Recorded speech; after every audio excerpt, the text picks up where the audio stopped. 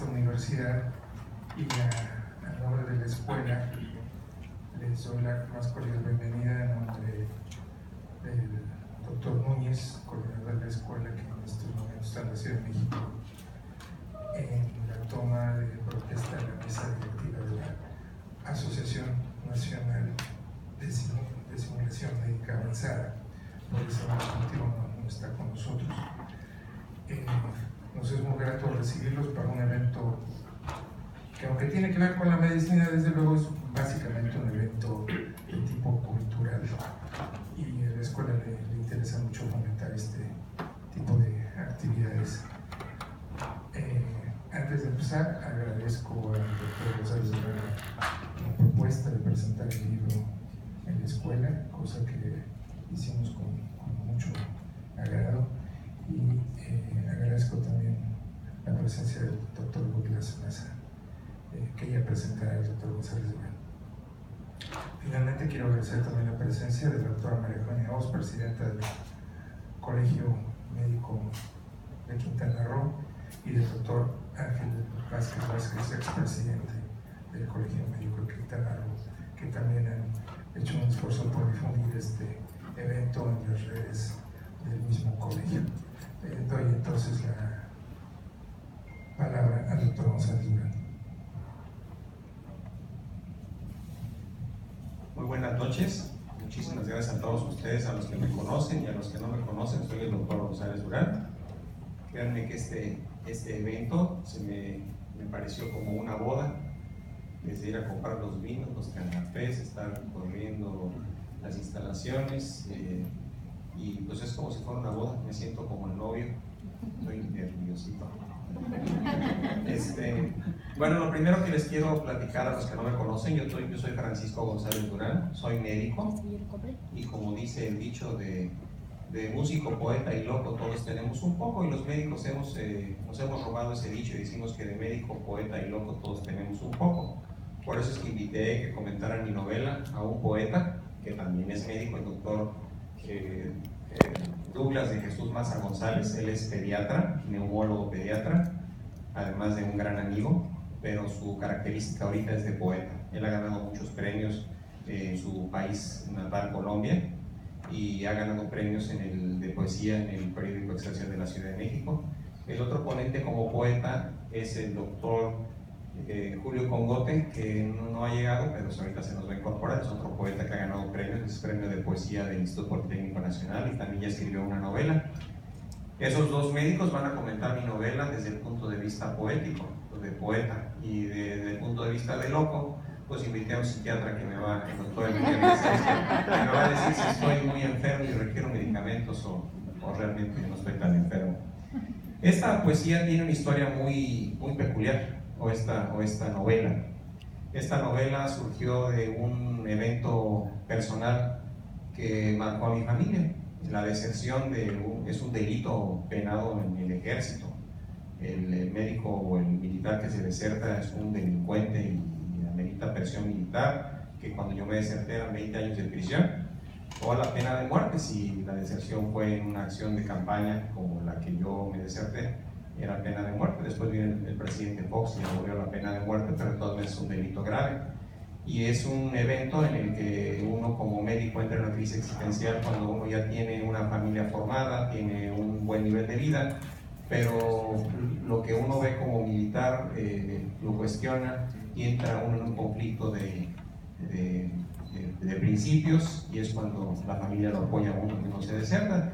Y cuando yo les platicaba a mis familiares este episodio, o a mis amigos, muchos me decían: deberías escribir una novela, porque lo que te pasó es una novela, y por eso es que escribí una novela. Y en esta novela yo utilicé a un cómplice para explicarles a todos mis familiares, porque obviamente no todos están orgullosos de tener un pariente desertor, y muchos amigos militares me veían como un delincuente. Entonces necesitaba yo explicar por qué lo hice, y para eso utilicé un cómplice que se llama Patricio, y con él les quería explicar a todos los que conocieran esta historia, y también yo me lo quería explicar para justificar el daño que hice en mi familia, porque desertarse pues es un daño a la familia. Los hijos pierden la escuela, pierden su casa, están escondidos, no pueden hablar del papá, etcétera, etcétera. En fin, voy a darle la palabra en primer lugar a... bueno, antes de esto les quiero decir que como es la primera novela que presento, no sabía cómo se hace una presentación de una novela, y me puse a ver muchas presentaciones en el YouTube y me di cuenta que, por ejemplo, muchos que presentan la novela pues ya abusan de su nombre, Elena Poniatowska, Carmen Aristegui, y cuando lo veías como presentaban, pues se veía que no habían leído la novela. Y en este caso me di cuenta que quise devorar mi novela, inclusive a ver si no me la hacen pedazos. Voy a darle la primera a un poeta, el doctor Douglas Maza, para que pida un aplauso.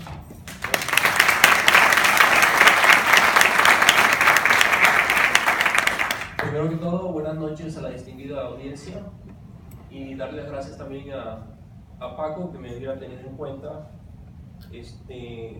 Pienso porque Paco ya me conocía de que ya yo le hacía las lides de la escritura, entonces caímos a veces en el mismo vaso, ¿no? Escritores y además médicos. Es un fenómeno que no es nuevo, es un fenómeno antiguo. Muchos escritores en la historia han sido también médicos, han sido galenos. Voy a tomar esta forma de introducción para decirles que en los escritos de Cervantes se cree que Cervantes tenía conocimiento de Cervantes Saavedra, el Quijote de la Mancha, tenía conocimiento de medicina. Y por ahí en la antropología social se descubrió que también su padre era médico. En toda su obra del Quijote se encuentran términos médicos que hablan de que tenía mucho conocimiento sobre la medicina. Más tarde, ya que en la modernidad, encontramos en Estados Unidos a Carlos William Carlos, que es un pediatra que transformó el versolibrismo en Estados Unidos, y él es pediatra. En Brasil tenemos a un João Guimarães Rosa, que escribió una novela equiparable con 100 años de soledad, nada más que como se limitó el lenguaje portugués, no tuvo mucha difusión en Hispanoamérica. Y en México pues tenemos un gran representante, Mariano Azuela, que es un escritor de la novela de la Revolución, Los de Abajo, médico. Y más acá ya en el siglo XX, en la posterioridad del siglo XX, tenemos a Elías Nandino, un cirujano pediatra del Hospital General, que era poeta, pues ya falleció, y le dieron Premio Nacional de Artes. Y así me puedo seguir con una lista interminable de grandes médicos que han sido también escritores. También ha habido médicos que han sido músicos, hay médicos también que han sido pintores, y bueno, eso habla de que antes la medicina, por eso nos dicen doctores, porque el doctor era el médico, era el doctor el que tenía que saber de todas las cosas. Pero bueno, aquí abordamos ahorita la reseña que nos acontece con Francisco González Durán, nuestro colega, y yo le hice esta reseña y la titulé La rebeldía como acto de la deserción. Esta novela testimonial escrita por nuestro amigo y colega, el cirujano pediatra Francisco González Durán, nos narra de manera autobiográfica las peripecias vitales de su alter ego, Patricio Rodríguez Juárez, con un dejo de héroe villano, traidor o libertario, moral o inmoral. Un personaje con múltiples aristas controversiales que es admirado o repudiado por sus ímpetus desenfrenados de juventud, forjados en la adolescencia temprana bajo la influencia de un pariente cercano, el tío Esteban, y un religioso de campo, el cura Mardonio, ambos personajes de pensamientos liberales. Pero es este último, el cura jesuita, el que lo habría de marcar por sus acciones ejemplares bajo el estigma del compromiso social en el olvidado mundo indígena del México profundo. Huérfano en la adolescencia temprana, con 5 hermanos, Patricio había sido educado con formación lasallista. A la muerte de su tutor, su madre se establecerá como pilar espiritual y motor del desarrollo de sus hijos. Este vuelco en el devenir de su vida le habría de marcar y predestinar en los avatares del destino, como a su vez su vocación profesional se vería influenciada por la galénica de su padre. Cuando decide elegir como institución formativa la Academia Castrense del Colegio Militar de México, por soberbia o terquedad se pondrá definitivamente en contravía, pues siempre le habría de pesar esa experiencia ambivalente de formarse para matar, aunque sea por acondicionamiento mental y físico, contra la vocación de vida que es el objetivo apostolar de toda medicina. Eso le perturbará constantemente desde la conciencia de justicia social hasta la disciplina implacable del ambiente castrense. En esta obra el autor elige entregarnos el protagonista en tercera persona, que solo cede la palabra a la primera persona de sus personajes, valga la redundancia, en un entramado novelístico bajo técnica literaria de feedback o retroalimentación.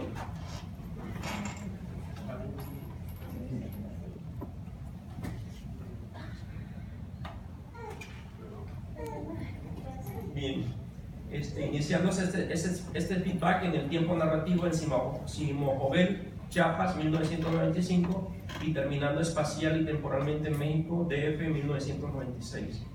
Estos saltos espaciales y temporales que pasan por Villahermosa, Guanajuato, Bacalar, Santiago de Querétaro, Mérida y Baja California entrelazan las diversas vivencias a salto de mata que vive nuestro personaje en la omnipresente tercera persona, lleno de temores y alegrías, pasiones y fantasías, frustraciones y gratificaciones.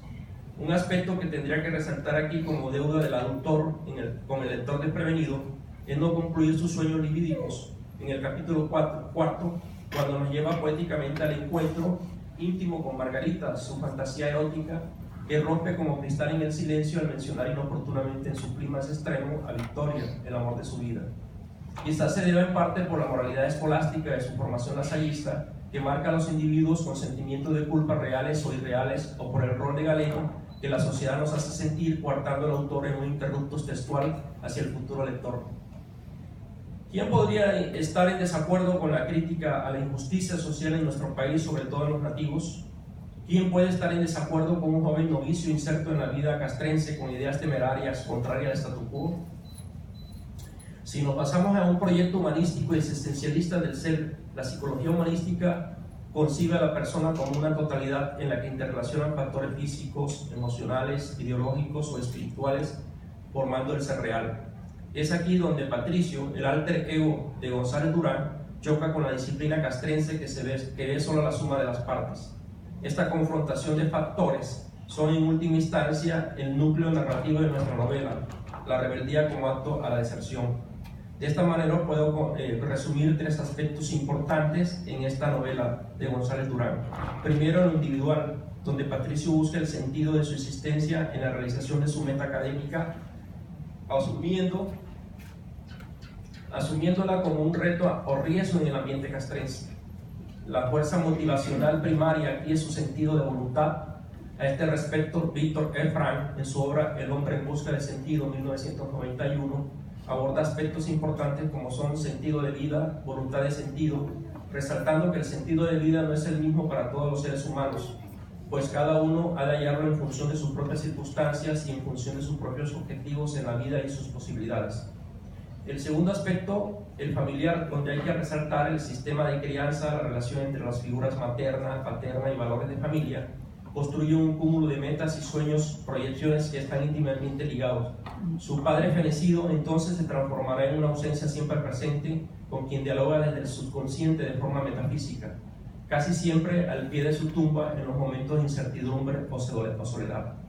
Y por último está el aspecto sociocultural, en donde se enmarca nuestro personaje.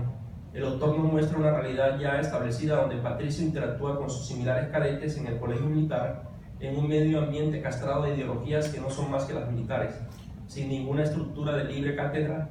Todo lo contrario, siempre se habrá de encontrar en conflicto con sus superiores, que le impondrán constantemente castigos inhumanos, a pesar de los cuales resiste y persevera. Toda obra literaria es una alcoba de 1000 espejos, como simbolizaba Jorge Luis Borges, donde cada lector se refleja en su propia interpretación. Es decir, cuando terminamos de leer, oír, ver o representar la puesta en escena de una realidad virtual o real, cada uno de nosotros nos convertimos también en creadores con nuestra particular interpretación. Entonces ustedes, lectores, tienen la última palabra. Gracias.